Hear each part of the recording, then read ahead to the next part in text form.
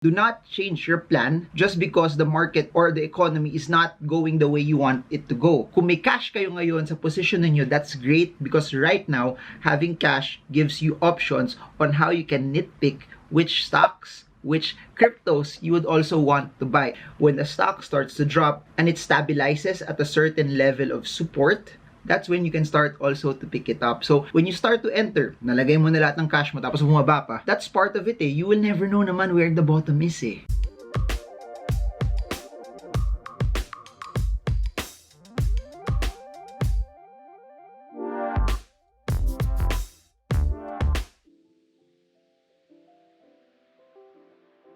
Hey guys, so over the past few days, I've been getting a lot of questions from all of you asking, what if this recession drags longer? What happens? What should you do with your investments? There's a lot of concerns regarding what will happen, how long will this last? Primarily because we've seen a lot of the coronavirus cases start to spike up, and above and beyond that, we've been seeing more strict measures in terms of locking down or at least giving more restrictions for people in terms of mobility and also going out, which has a direct impact on the economy. Concerns as an investor is something that's very valid. As you all know, your goal and your responsibility as someone who's deploying capital is to manage the risk, because as long as you know how to manage the risk, whatever you get in terms of the upside will be your bonus. Whatever you earn is a byproduct of how you manage the risk. No one can forecast up until when this recession will be. Here's what I do know.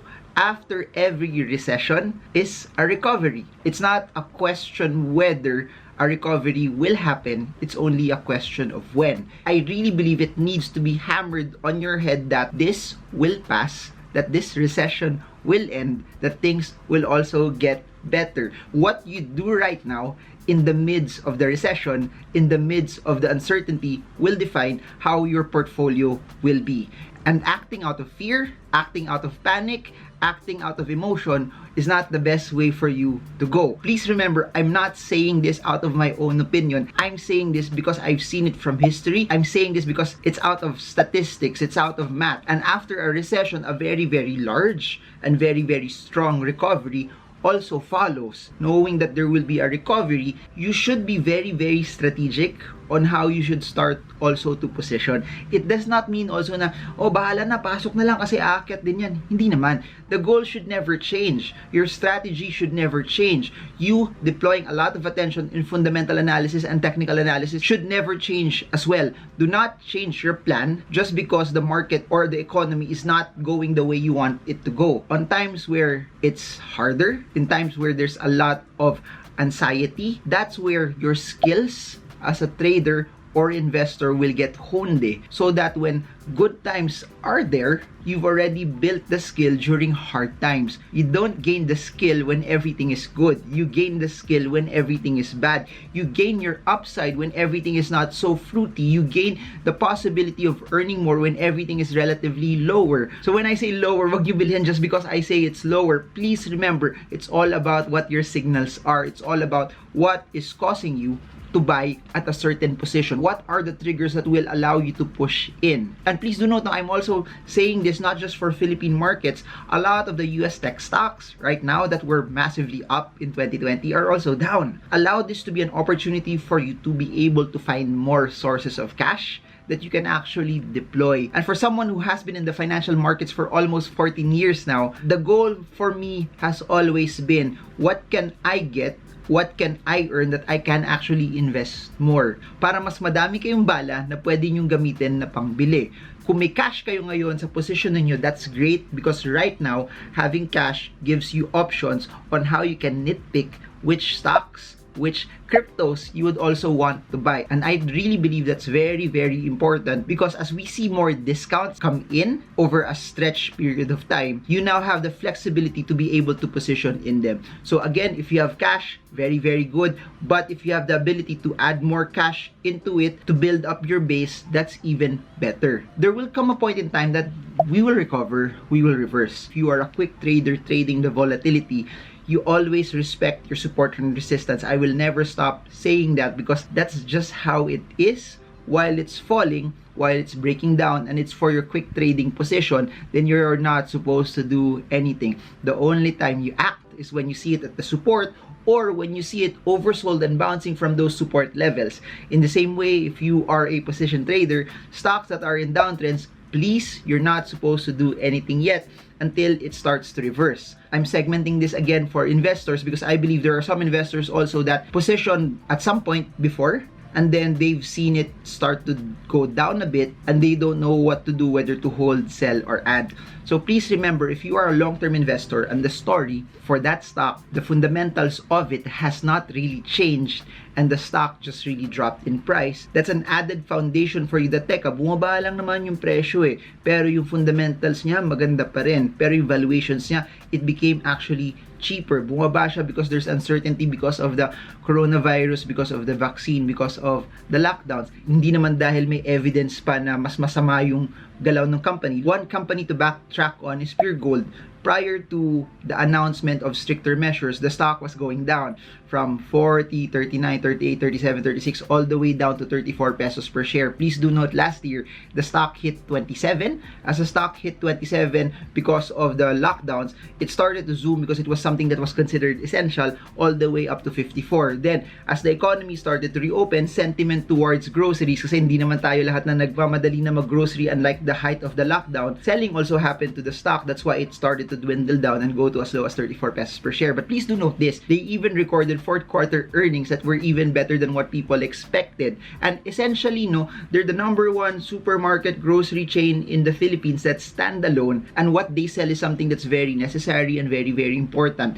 That should be a textbook example already for you on, bumababa lang naman yung presyo pero yung company maganda pa rin, na hindi sila ganun ka-affected compared to other companies that were pretty much really connected to all of these lockdowns. In the same way, I think ganun din yung telcos. Whatever sell down that you saw over the past few days, you look at the earnings that they presented from last year, which especially for PLDT, nag-increase pa sila, nagtaas pa sila ng dividend payout.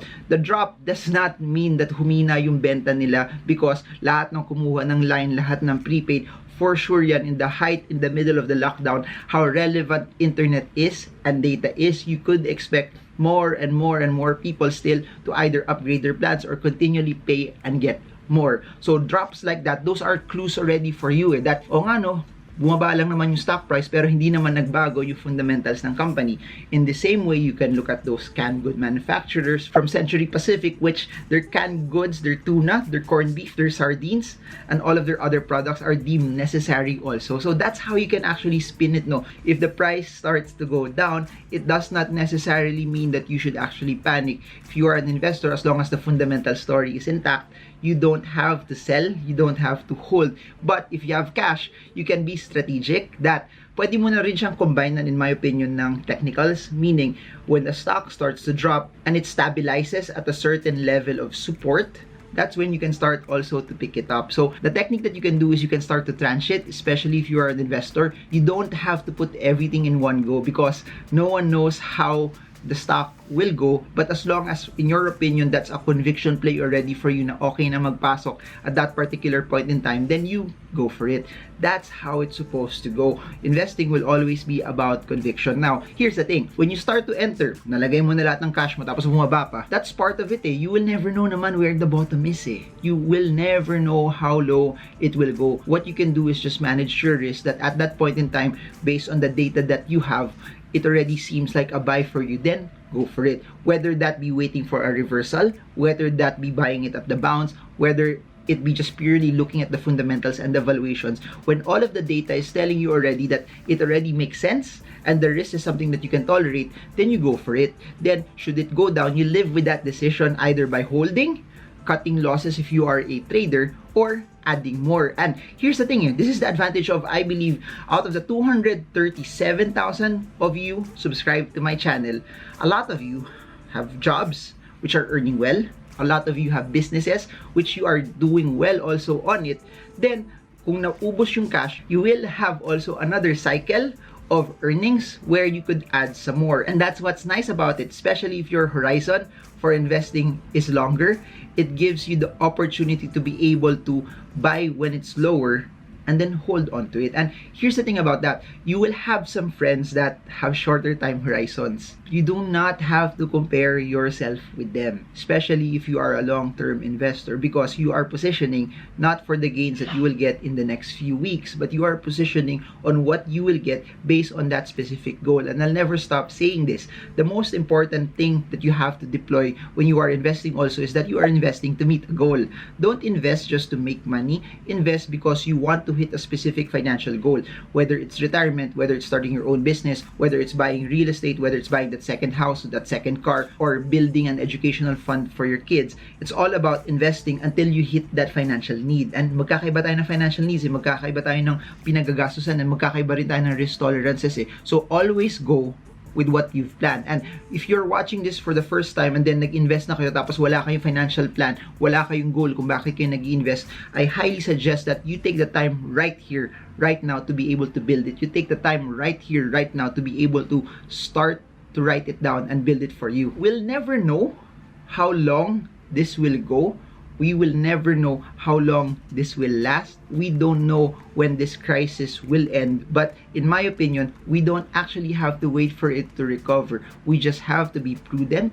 We just have to be faithful. And we just have to have a plan in the midst of this recession, in the midst of this uncertainty, so that when everything recovers, you're already positioned, you already have a plan. And please remember, every time you panic, that's when you lose. Every time you get rattled, that's when logic and strategy gets thrown out of the window. So every time you feel fearful, every time you feel scared, every time you want to do something that's out of emotion, log out, pause, don't look at your browser yet, don't look at your app yet.